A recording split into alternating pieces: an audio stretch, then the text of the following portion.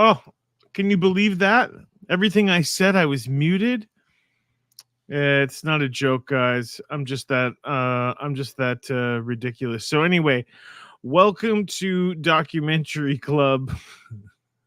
I'm Jeff Jones. Like and subscribe if you enjoy the discussion today. Sorry about that technical mistake. I tend to do that sometimes. That's why I need to have Jack around. I don't know where he is. He'll be here later. Jack would have figured that out quicker. Thank you, Becca, for noticing that I was muted. Anyway, you guys can help support the channel and get perks such as advanced notifications on upcoming documentaries and new clips before they go public. So consider becoming a club member today. Today, we are talking about Exhibit A. We talked about Exhibit A in the premiere. I'm sorry. We talked about the confession killer earlier. I'm getting my notes screwed up here. We talked about crossing the streams here. That's next week. Note for next week is going to be Exhibit A.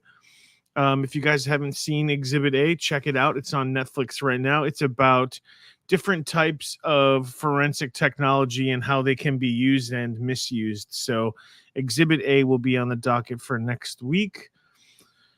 Other than that, we are talking about the confession killer today, and that's the premiere we just wrapped up. So I hope you guys really enjoyed the confession killer. I hope that because I really liked it. I kind of knew this story about Henry Lee Lucas earlier. I don't know what, I must have seen it in another documentary. So as we know, the case is older. The case has been going on for quite a long time. And that, you know, he was making those confessions in the 80s. And so it was a really interesting documentary. I'm going to throw out the invite to see if there's anybody out there who might be interested in joining in. I don't know if we have any of our usuals here or not, but can check to see what people thought about the documentary. And as I said, I'm sure Jack will probably show up here or there. He just gets caught up doing whatever. He's a busy man. Jack is a real busy man. He does a lot for a lot of people. And so just appreciate that. Oh, there he is. There he is, Jack. What up? I was just saying, you do a lot for a lot of people, so I appreciate you being here and live streaming and talking a little bit more. Maybe we can have a little bit more of a discussion about the confession killer. Sweet. And I was muted for like the first 30 seconds that I was talking, so probably lost half the audience there already. No. How you doing, Jack? I'm doing pretty good. I had to stuff my face. I got done with that. You got to do that. That's a normal event, right? Well, it was late. I would have been done after, we got finished earlier, but it wasn't ready yet. So I was, waiting on other people, which, I appreciate them too. But right on. Yeah. I mean, we didn't get to everything in this documentary. We never do. We can never get to all the. So I urge you guys to go check this one out. There's a lot of information. There's a lot of the personal side stories to this documentary. They talk about families of victims, and if he admitted or if he falsely admitted to 600 murders, that means that there's like 600 murders out there that are unsolved. It's wild. It's wild to think about how many people are murdered and their cases go unsolved, Well, we can't underscore that the ripple effect enough.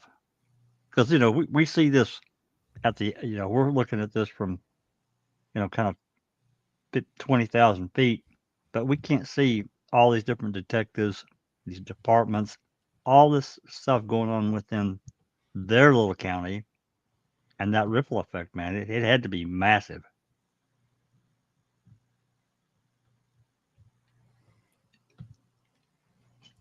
I mean, all those cases, detectives stopped working on the cases, told the families, we got the guy, you can bring closure. And I talked a lot about in the premiere about the temptation. and the satisfaction that you get from closing a case and giving the family, like, that's a temptation that we don't usually talk about. We talk about other temptations, drugs and money, and other, but we don't usually talk about like the satisfaction of closing a case, getting results for a family, and seeing them heal. Like, that's got to be really powerful to feel. So, you have the right intention, but I've used the term perfect storm earlier in the premiere, where Henry Lee Lucas was he was a perfect glove to what they wanted to do. They wanted to close these cases, and suddenly they got this guy who's going to help them close cases. That's right. He got a And benefit from it. He got a pension paid to him that he had never had in his like, entire life. I got my cousin over in Wilson County. I'm gonna give him a call. Hey, you got any unsolved murders out there? Yeah. You want to talk to this guy? Right. We're gonna close these cases. And I don't know what, it just seemed nobody thought it was too good to be true at any point. Well, until that book author came along, and because he had talked to, extensively with, well, not only Bundy, but other murderers. And he had that gut feeling, almost, I won't say immediately, but very quickly after Lucas started talking to him. And then he started feeding him information. Man, I didn't do this. I'm just telling them what they want. Well, the families of some of the victims were like, the story that Henry Lee Lucas said was just garbage. There's no way. There was a cabinet. There was a giant cabinet in front of the patio door. There's no way he came in through the patio door. He might have seen a picture of our house and seen the patio door from the newspaper or something, crime scene photos that the sheriff showed me, but he didn't know that patio door didn't open. Right. Exactly. So he just built his version of events around the photos that he saw and sold it because they were anxious to close up the case. But the families caught on, and then Vic caught on, and it was a mess. And it's Texas, almost unbelievable. It's almost unbelievable when if you just tell me, like, in 2 or 3 sentences what happened in this case. A sheriff and this inmate admitted to 600 murders, and they went in the books, and not until later did they find out that he lied about all of them, and it was just to smoke cigarettes and be out of the jail and have coffee and donuts with the captain. Like, yeah, he's just hanging around the sheriff's department, having smokes and playing cards. And then it comes out that the guy, Henry Lee Lucas, he didn't kill any of these 600 people, but he probably killed his girlfriend and his mother. Probably killed his mother. And to punish himself for this and to still go to heaven. Wait, I don't know how that works. Like, you're lying, so you're not supposed to lie. But anyway, he's lied to get the cops to put him to death, so he'd be death by, I don't know, not death by cop. What did he say it was? I wrote it down at one point. Legal suicide. Yeah, that's the one. You go. Legal suicide. Well, the state of Texas still has him credited with at least 200 deaths. They're not going to reinvestigate. Is that right? That's right. That was at the end of the documentary. That is a shame. It is. How did I miss that point? Anyway, I don't get, it doesn't always soak in, guys. Sometimes I need to be whacked over the head with information to remember it. But 200 cases that are still attributed to him is 200 people it's mind-boggling to me. And to, after it comes out and proven that he's lied so many times, and they have no interest.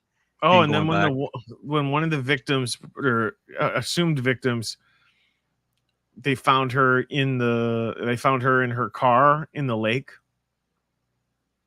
Yeah, he described that that this is how I gold stabbed her, necklace. but then they found her in a lake. But It's like, but he said he described this gold necklace that there's no way he could have ever seen because she had a seizure and had a wreck and went to that lake. So he was fed all that information, all of it. yeah, where did that come from? Mm-hmm. Where did that? Yeah, You know, where did that information come from? This woman is missing, so then they just make up a story that fits, that's believable, even though they don't have a body, they don't have any forensic evidence. That's what you got to have. I don't know, that there needs to be like some studies done about maybe evidence, for cases, but it seems like you need a three-tiered approach or something. Like, you can't just have eyewitness. You need eyewitness and something physical like a DNA. You can't you would just think, you got to have something more than just one of especially eyewitness. You can't. you would That's not enough for me. you would think that sheriff would know the risk of having or telling the story to or this about this case to Lucas, and he doesn't have anything except Yeah. a description of the girl, a photo, talking about this necklace she had on, and that's it. Doesn't have a body, doesn't have a crime scene, doesn't have shit. And then she turns out they found her later in the lake. I mean that. I guess my mind just doesn't work that way. I can't. It won't go in. It won't compute.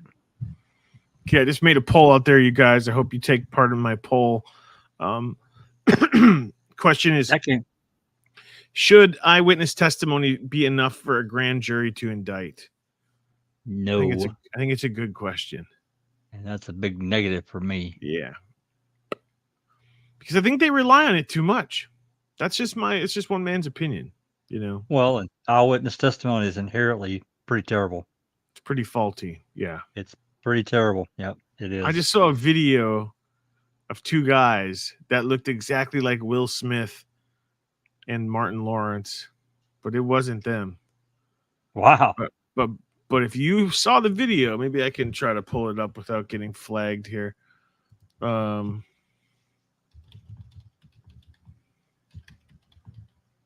that kind of thing happens. People get a half of a snapshot. You kind of, I mean, it really wasn't it kind of was a bad memory. We just talked about Exhibit A, that first case, and the height of that guy.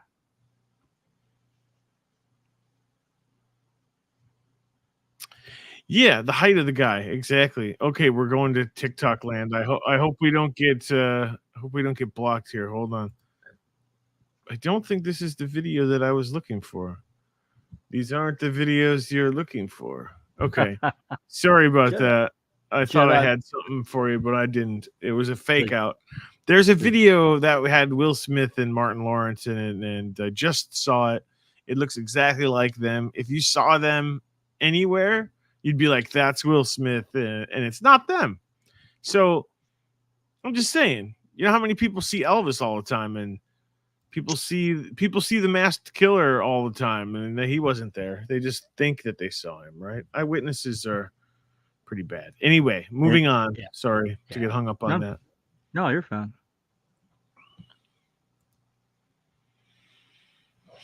But I like this one. I like the story. Like I don't know. How does he trick all these people? He's a pathological liar. And then he found like the mother figure, right? Like the older lady. Oh, that was the and lady she was like, I don't believe any of your nonsense, little boy. You know what I mean? Like, and shut him down, shut his ass down. Okay, well, you tell me about this fake case. I love that. That's probably the best part of the documentary. That's what I'm going to say. That was the detective from Dallas. Yeah, she was awesome. Yeah, she's really good. She's she just let him talk. She's like the mama figure. Like, he's this little boy that needs to be scolded, right? And she scolded his ass. Tell me about the story. Tell me about the story here. admit to this murder that never happened, and then he does, and he admits to it. Yeah. Yeah, that's a big black eye, man. I can't even imagine just imagine working a job, and you've got some employee that you're feeding information to for whatever purposes. And they're making things somehow work, but they shouldn't be able to.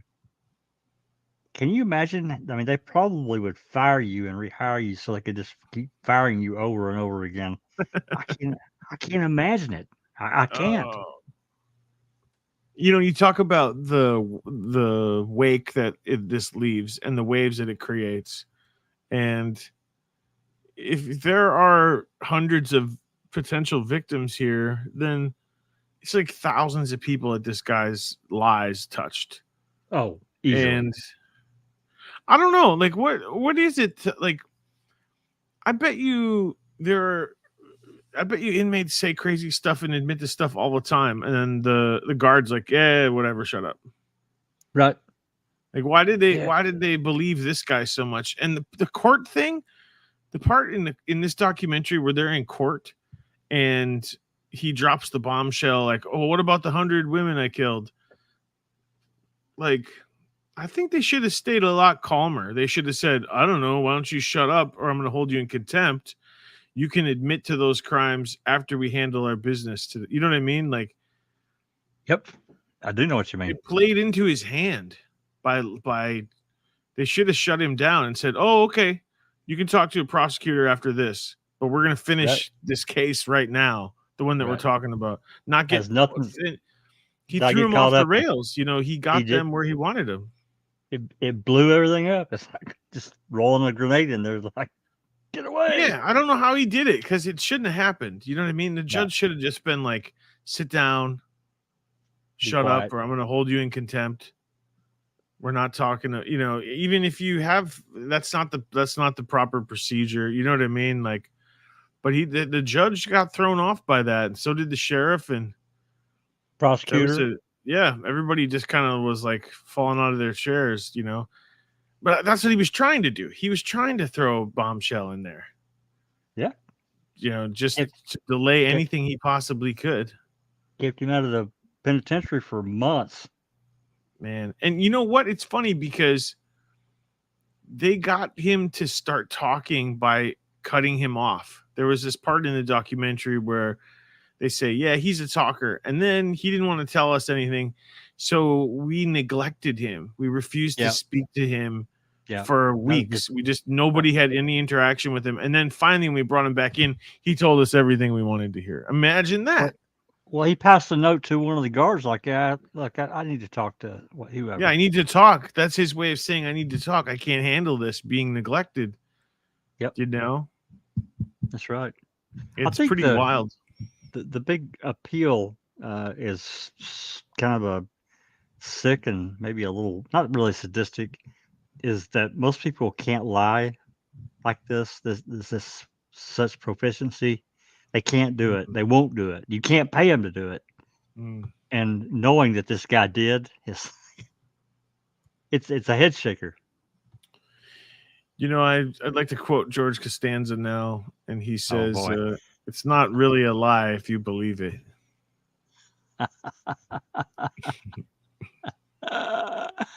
I've heard something else from another friend in high school. He's like, yeah, you really, when you lie to your parents or whatever, he's like, you just got to believe it. Like that actually happened, It sounds it's wild. But yeah, there was so many like interesting turns in this documentary. So many different it brings up so many issues that we've talked about over the past few weeks about law enforcement and how, we got to get it right. It's about the outcomes. It's about the accuracy. It's not about just being a wonder police and closing all these cases. And I don't know, like they got duped by a charlatan. Like, let's just put it to how it is. A low IQ charlatan. Yeah. but he's street smart. He's prison smart. Very. You know what I mean? Prison smart. He's like, I know what'll keep them. I know what he knew what would make them flip out. Yep. That's the way he said it. Throw them off their game, and then it worked. And then like in the end, he still wins. Like he won. He did. Because then he gets to say, no, I didn't do any of it, and get off the hook. Die in prison, not being executed. Die of natural causes. So he won in the end, right? He got all that free coffee, got all the free, and then he even got to like, I don't know, take back what he said. So he got that too. Oh, he did. Yeah, he. I get all the free snacks, and I get to recant, and I get to die of natural causes and not electrocuted. Right. So like he hosed them. He hosed them all. Yeah, one of the few executions that has been halted in Texas. That was Bush. That's right. Well, I think they were going to execute him for a crime he didn't commit, though. Yeah, the Orange Socks case, I feel pretty positive he had nothing. Well, he couldn't have had anything to do with it because remember that book author Gary, not Gary, whatever his name is, he did all that research. They went to Florida, him and his people, and talked to people. There's no way he could have been there because he was in Florida that day. He lied about it. I don't think he had anything to do with that at all. Yeah. So, I mean, that was a correct call from, former Governor President W. Bush. Yep. But he didn't let him out of prison. He just said, we're not going to execute you. Yeah, we're not going to fry you. Right. You get to be a guest your entire life. But, that's the kind of the attitude you have to have. Like, yeah, he killed his mother and his girlfriend. He didn't get the death penalty for that. But you know what? Might as well give it to him here then. Even if he didn't do it. Like, that's not the attitude. The attitude is, let's get it right. Yeah, this guy is apprehensible. He is pretty low on the shit scale of totem pole, right? Oh, yeah. Yeah, he's... The S totem pole. He's near the bottom. Yeah, I mean... But that doesn't mean you can just wrap him up in fake case and make a case against him, right? Under certain conditions, he's certainly a reprehensible character.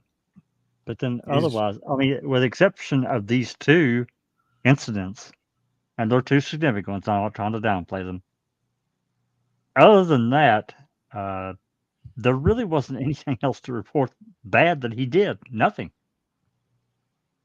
It just wasn't. Right. So, yeah, I agree. You can't take maybe where he should have been handed the death penalty in some other case or two cases and then apply it to a third one or one down the line. No, I don't agree with that either. Each case is its own. It must stand on its own merits. It's one of another reoccurring theme that I see a lot is that we always want to make comparisons. And I hear this in a lot of the documentaries that we see that even in law enforcement, they will keep saying things like, oh, well, I had another case that was real similar, or this is just like they make comparisons too, frankly. And I think that it's a mistake kind of across the board. Every case is so drastically different that I don't know if drawing on other cases and comparing them is always the right thing. That's just my take, though. Maybe in only some of the process of gathering evidence or there you go. Yeah. That nature. But as far as the details, I agree with you. Each case is unique and it must stand on its own.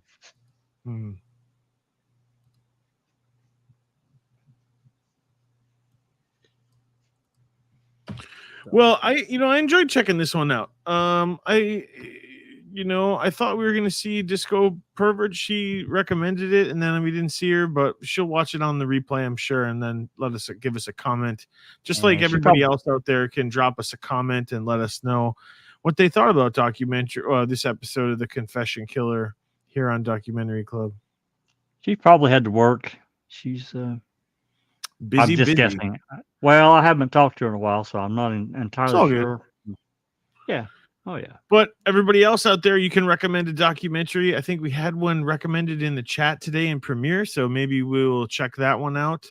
What was that? Somebody recommended Murder on a Sunday Morning. Murder on a Sunday Morning, which is from 2001, so it's going back a ways. But it's an Academy Award-winning, Oscar-winning documentary. Yeah. Been a long time. Sounds familiar. So might check that one out. But next week we have programming note for you guys.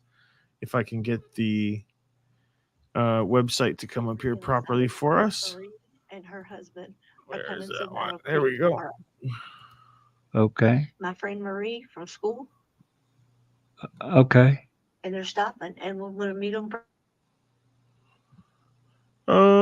Let's see here. What did I have? This is the one. Yes. So, being a bum. Sorry, guys. This is what I wanted to share. That next week we will be talking about the documentary Exhibit A. Exhibit A is a 4-part documentary streaming on Netflix right now, and it goes through 4 different techniques, I guess you could say, about evidence, or misnomers about evidence, and it kind of exploits the junk science. In, for example, you have the first episode is about video evidence, and there's an expert, a quote-unquote expert, who talks about video evidence from a case, and then basically has another, probably more proper expert, kind of blow that video analysis out of the water. And it goes through 3 episodes like that of debunking kind of, there's an episode on touch DNA, and there's a lot of misconceptions about touch DNA. And there's one on cadaver dogs, and what's the third one? I can't remember. Blood splatter. So Blood splatter. Yeah. That's also really interesting. So if you guys want to check out Exhibit A before next week, we are going to be having our premiere on Monday, 3 hours earlier than we usually have them. We're going to switch to an earlier schedule. And that way it allows us to record our next episode after live. So that's going to help us save some brain power, and it's going to help us kind of flow a little bit better. So, double check the time for next week. We're going to be a little earlier. Yeah. Exhibit Day is like 4 mini documentaries in one, rolled up into one, called Exhibit A. It's actually really good. It's a really good look at the forensic end of what happens in our criminal justice system. Yeah, and again, we're going to give you a brief overview of it. We're going to pick out some of the clips that we like, but we never can give it justice. Nothing compared to you guys actually going and watching it and then coming and having a discussion with us afterwards. So I hope you got, I think 86% of the people in the premiere today had already seen The Confession Killer. So most people are following along. And so your homework, what did Bob Saget used to say? Your homework, America? This is your like homework, that. America? I'm going to look that one up. But this is your homework, America. Yeah. Watch Exhibit A before Monday. One of these days, we're going to have to do the 13th. I don't think you've seen it yet. Or have you? I think I've seen most of it, and I may be on a rewatch. I've watched so many documentaries in my day that I get them confused, and then I realize that I've seen it before. I'm like, oh, like Exhibit A. I started watching it, and about halfway in, I go, oh, I've seen this. I remember watching this. This is a good one. Yeah. So, So I'm not sure if I've seen it, but we'll definitely get to it. And so we're always looking out for you guys to share your ideas. As I mentioned earlier, considering maybe to expanding into some movies or possibly streaming some old movies that are copyright free. That might be fun. So I don't know how I'm gonna frame that or how to do that. Maybe get the popcorn out and just enjoy watching movies. Yeah, I really do love movies. I've been watching and enjoying movies since the day I was born, practically. And went to film school made a couple short movies in film school, and a little bit after did some animation. So I'm coming at it from that point of view. And if I'm able to kind of fall back into movie mode and start talking about movies, not just these documentaries that we watch here on Documentary Club, but outside of that, I think that would be satisfying for me, and I hope other people would enjoy it too. So still considering how I'm going to do that, but something to look forward to, something I've been kicking around. Absolutely. I love movies. I told you, man, when I'm done with looking at true crime and my brain is full, I'm done. I turn on a movie. I like even some of the older movies. There's starting to be a nice patina, if you will, on those 90s movies. They're just old enough now that they're kind of good. Well, yeah, I mean, I go back, I watch 60s, 70s, and 80s movies. Absolutely. But I grew up, watching a lot of that stuff. I'm just a couple of years older than you, so. Did they have talkies back then? Hey, no, that's not. You're so funny. You're so funny. Oh, Becca, it's nice to see you back again too as well. Great to have you in the live chat, and everybody else out there. I don't recall Mystic Jinx. I hope I'm not forgetting anybody out there. I think that's mostly everybody. A couple people lurking out there. Appreciate you guys. Do me a favor and share on your social media. Summertime, views and likes are down, so you gotta help me out and like that video, share it on your social media, and spread this growing podcast that we enjoy doing so much. If you enjoy it, do me a favor, send it to someone that might like it.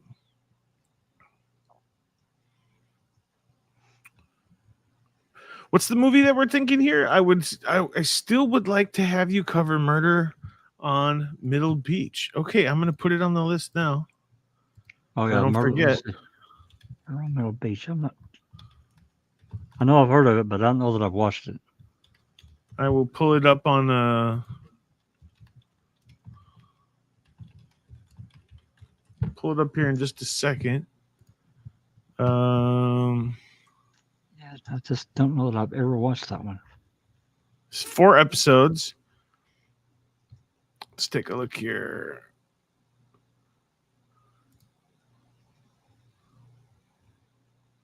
It's a 4-part documentary series directed by a first-time filmmaker, examines Hamburg's complicated journey solved to unspeakable crimes and absolve the people he loves while seeking out answers within his own fractured family community.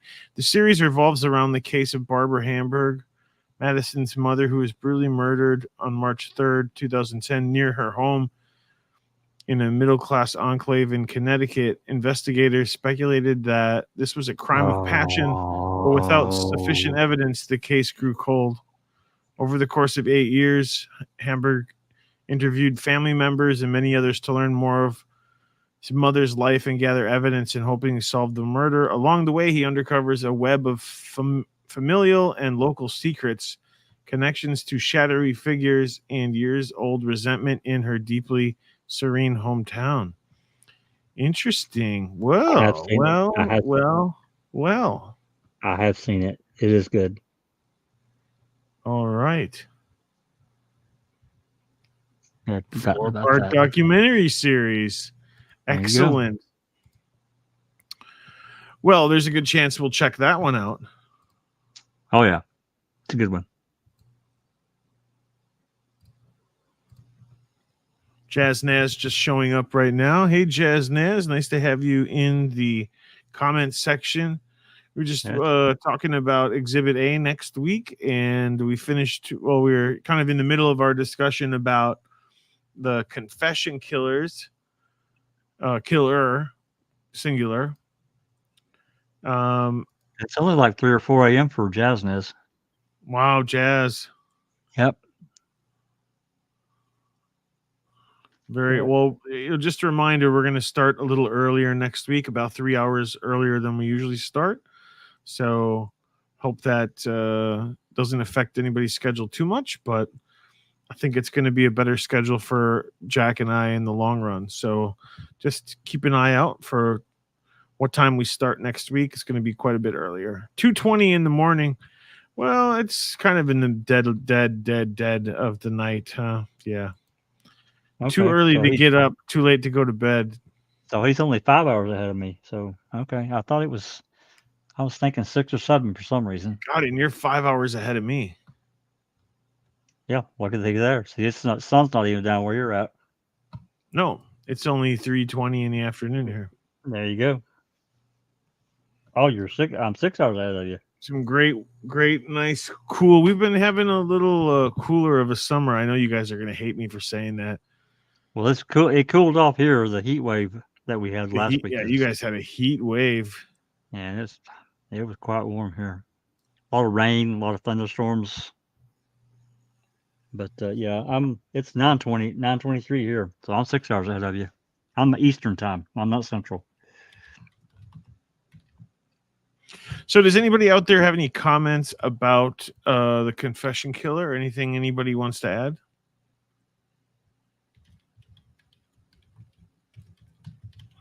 You can put it in the comments and we'll get to it in just a second. I'm going to ask you this and then I'll try to come up with one myself too, Jack, but do you have a favorite part, or was there a part specifically that really stuck out to you? The confession killer? Oh man, Yeah. probably Like 5 of them that you really like, huh? Yeah, probably. I mean, when I guess when that book author really started uncovering the truth, because he just didn't believe him. I liked that, and then the fact that he was willing to go and investigate and find out if there was any way that he could have been involved in that Orange Sox case that he was going to be on trial for, and some other things that he did. I liked that prosecutor that stuck his damn neck out, got it chopped off, but he paid the price. But that guy he was just trying to do the right thing, and he stood up. I said, "Now wait a minute here, what's going on with this guy?" But again, the ripple effect for him was devastating, for him personally, and professionally. Him and his wife divorced, had all kinds of other family problems. It's an unfortunate segment, I guess, in his life, but it's still, he was willing to say, no, something else is going on here. This guy's he's just talking. I don't believe him. I like that. I like that, as much as the guy did wrong, I was glad that Bush didn't, that he stayed the execution. I thought that was the right thing. That was a good part.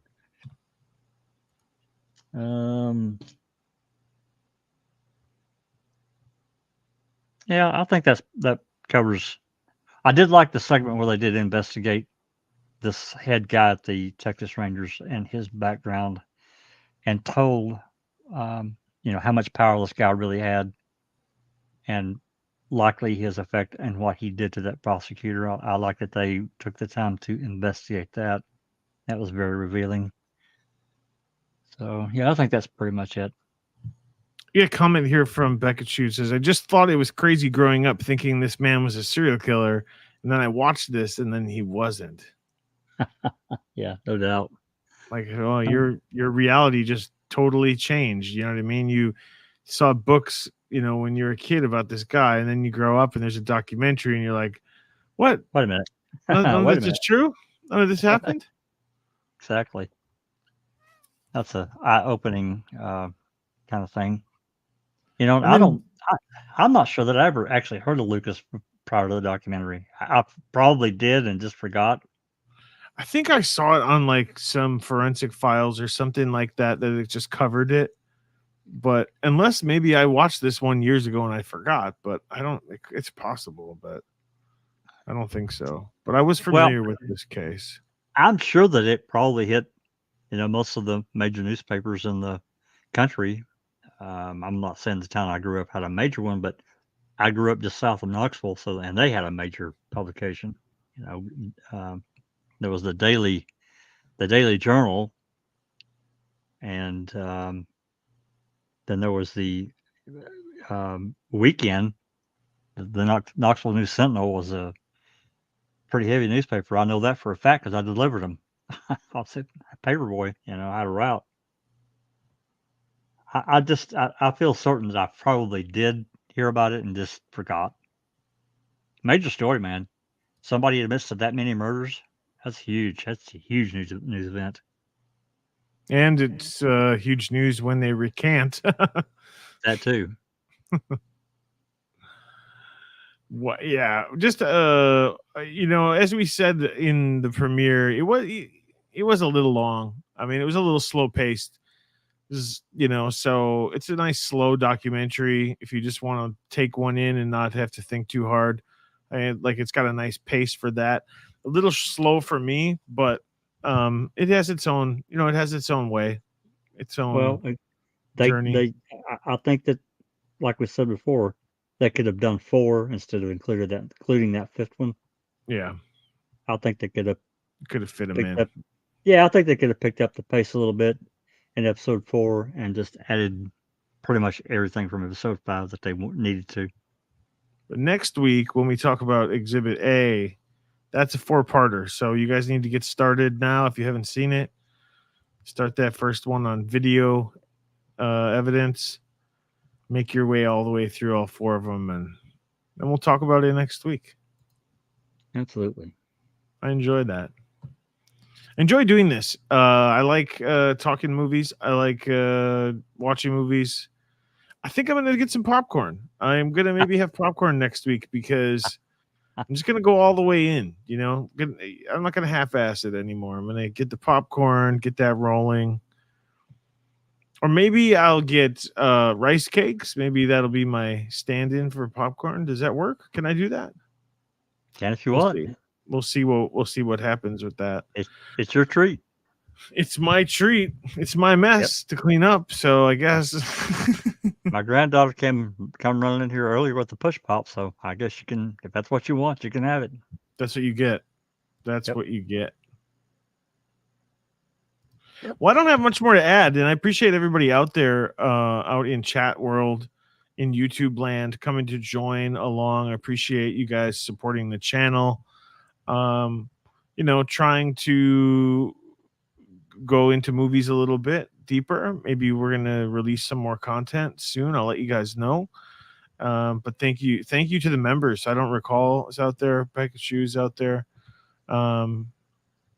Really appreciate you guys coming in and being members and helping support it. It keeps me going. So everybody out there, consider doing that. If not, just like and subscribe and share on your social media. That's about all I got for, the Confession Killer. Yeah, he's a creep, but he didn't do it. Yep, I agree. I don't have anything else. He is a creep. He didn't do virtually of what he 99% of them. Exactly. So cool documentary. And then don't forget, guys, next week, Exhibit A is the one that we are going to take a look at. Just so get caught up if you can. But I guess that's it for today. I'm Jeff. I'm Jack. And this has been Documentary Club, a place for documentary lovers. We'll see you on the next one. It's good. I'm going to have to play us out here. There you go. And then there you go.